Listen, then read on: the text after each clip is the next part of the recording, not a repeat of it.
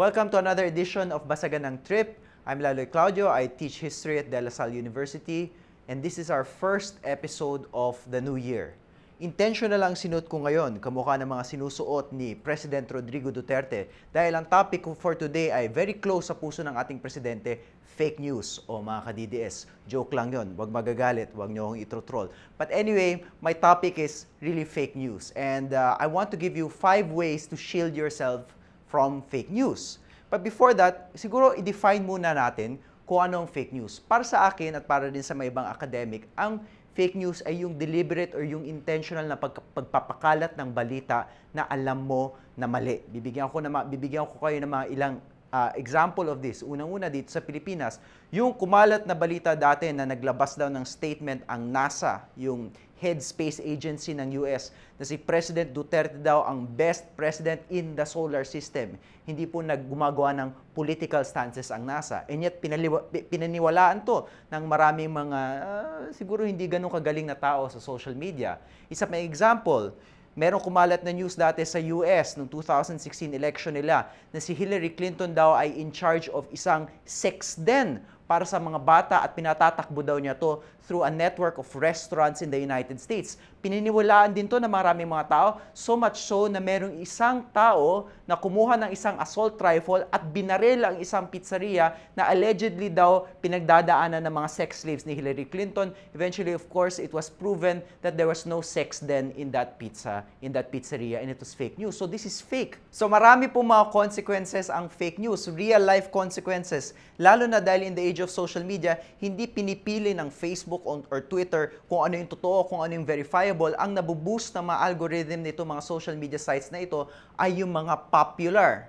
But popular doesn't necessarily mean real or correct. So it's very important to find ways to protect ourselves from the dangers of fake news, and I'm going to give you 5 ways to do that. So, first way to protect yourselves from fake news, get to know the website kung saan nanggagaling ang fake news. Gaano katagal na ba itong website na ito? Ngayon, ang common pattern ng mga fake news websites is umuusbong sila sa mga taon ng eleksyon. So kung 2016 lang nagsimula ang website na yan, there's a good chance na fake news yan. At kung yung mga sinasabi niya, puro kabalustugan na nagsimula nung 2016 lang, fake news usually yan. It's also very important to look at the record of these particular websites. Maraming mga news agencies ngayon na naglalabas ng list of websites that are known to be spreading fake news. So napakadali. Kung makakita kayo ng website, doubtful yung material, i-google niyo yung website na yun at alamin niyo kung merong itong reputation of spreading fake news. Importante pa dito, kung ang fake news or ang news na pinaghihingalaan nyo na fake ay galing sa isang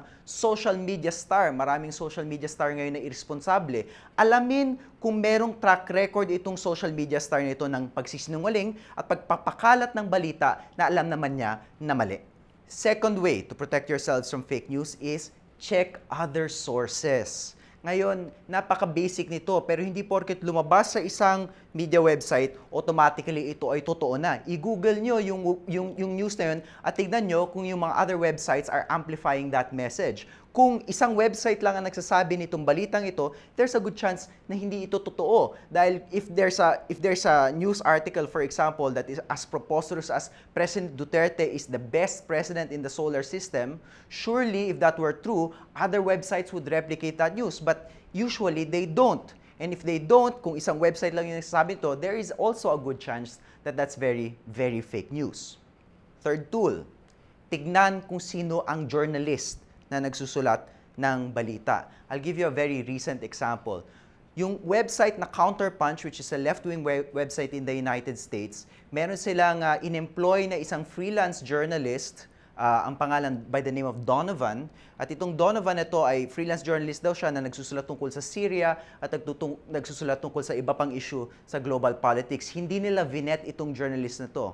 A few months after nakapag-publish na sila ng pagkarami-raming article from this journalist, nalaman nila that this person was on the watch list of the FBI, pinaghihiningalaan na bot employed by the Russian government at nagpapakalat ng fake news.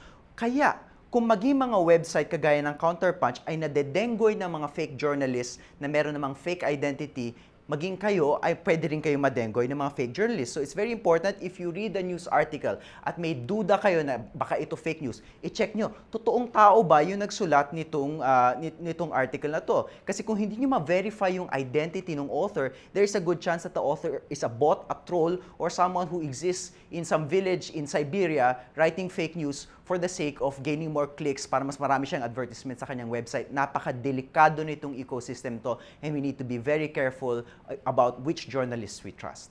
Number 4, be mindful of confirmation bias. Ano ba yung confirmation bias? Na madali tayong maniwala sa mga news items na ina-affirm yung ating mga worldview. So for example, yung Pizzagate conspiracy na pinag-usapan ko kanina ukol kay Hillary Clinton, nagpapatakbo daw siya ng mga sex den, napaka-preposterous nung news na yun, pero pinaniwalaan siya ng mga tao na anti-Hillary Clinton dahil hayok sila na makarinig ng balita na anti-Hillary Clinton, hindi nila in-assess properly yung source ng news. So we should be mindful. Ano ba yung mga biases natin? Ano ba yung gusto natin ma-confirm? And usually when we want something confirmed, that is when we believe news more easily. For example, hihiyain ko yung tatay ko ng konti. Yung tatay ko is a big fan of Back to the Future. Nakakuha siya ng fake news item saying that there is going to be a new Back to the Future in 2018. At ang pinakita nito, mga spliced clips from various Back to the Future movies. And since he was such a big fan of Back to the Future, he believed the fake news. He approached me and said, alam mo ba magkakaroon na ng Back to the Future in 2018? It wasn't true. But because he was such a big fan of Back to the Future, he believed it. That is confirmation bias. At ang tatay ko, hindi bobo na tao, matalinong tao, I'd like to believe, pero kahit siya na biktima ng fake news. So, every time nag-a-assess tayo ng balita, pag handa na tayong maniwala, pag gusto na nating maniwala, that is the exact moment at which we should reassess our own opinions and verify whether or not the source is true, because confirmation bias is a real thing.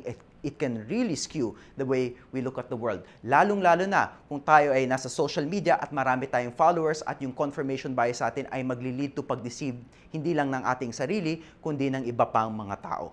Number 5, to be more mindful of the relevance of mainstream media. Now, hindi ko sinasabi na laging tama ang mainstream media. Marami sa ating mga social media celebrities at social media stars, tama yung sinasabi nila, the mainstream media has failed us because many institutions within the mainstream media have been beholden to politicians. Marami naman talagang mainstream media na naging bayaran, di lang ng politiko, kundi ng mga negosyante. Pero hindi po nangangahulugan na lahat ng mainstream media ay mali, at dahil dito makikinig na lang tayo sa kung sino-sino man sa social media at kung saan-saang fake news website dyan. Kailangan ang approach natin is a critical but responsible approach to mainstream media. Knowing that mainstream media can have its faults, being critical of the faults of mainstream media, but at the same time realizing that there are some tools that mainstream media has that fake news or alternative news websites may not have. For example, yung mainstream media, gaya na nabanggit ko sa isang earlier episode of Basagan ng Trip, merong itong mga editors, meron itong mga trained journalists, and they are trained to tell the truth. At ang editor, kung nakaspot ng mali, usually ini-edit out itong mga mali na to. So hindi natin sinasabing naggagawa ito ng mainstream media all the time. But in terms of propensity, the propensity of mainstream media to be able to screen out fake news is better than the propensity of, say, a social media star to screen fake news. So, anong conclusion na pwede natin gawin dito? At the end of the day, mahirap pagkatiwalaan lahat ng sources ng media. Mahirap magtiwala kung hindi tayo nag-iisip. So, social media star man yan, fake news site man yan, mainstream news site man yan, kung hindi tayo nag-iisip, kaya tayong lokohin. Kaya ang kailangan natin ay tools such as critical thinking, research skills, the capacity to verify, the capacity to look up the veracity of a story. And here's the good news. Even if social media can spread fake news, the power of the internet can also be used to correct fake news. Dahil napakadali ngayon i-check kung legitimate ba ang author, napakadali ngayon i-check kung legitimate ba ang website. Isang Google search lang yan. Huwag tayong mga tamad, mga viewers, na i-assess at kilatisin lahat ng ating nababasa. Ito ay responsibilidad natin bilang mga online consumers, bilang mga netizens, at ito ay isang responsibilidad natin higit na bilang mga citizen of the Republic of the Philippines. Let us try to spread truth in 2018. Maraming salamat po.